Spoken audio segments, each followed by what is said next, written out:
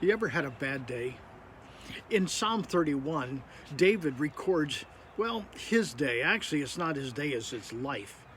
And he says, "Have mercy on me, O Lord, for I am in distress. My tears are blurring my eyes. My body and soul are withering away. I'm dying from grief. My years are shortened by sadness." He goes on and describes what he's going through. And it's a terrible time for him. I think it's like what we often experience ourselves when our back is against everything and we are feeling overwhelmed by life and the events of life.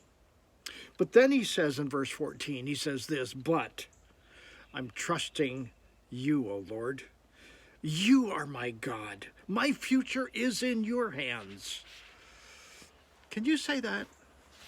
Do you trust him that way? Do you say that, regardless of what's going on around me, regardless of what's happening, but God is there, but God has my back, but God is the one that I trust in the midst of everything. Yesterday, I mentioned about storms.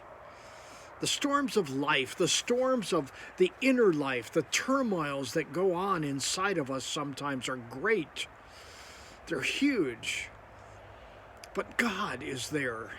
But God has a deliverance. He is our deliverer. He is the one who calls us out of the darkness and into the great light of his presence. The question isn't so much whether or not you're going through trials and difficulties. The question isn't about whether or not your life is in a place of distress, but whether or not you trust the one who will take you through it. His name is Christ. His name is Jesus Christ. I want you to think about that today. Can you be that person that says, "But God is the one to whom I trust, not the circumstances of my life"? Think about that today, would you? Hey, until next time, God bless.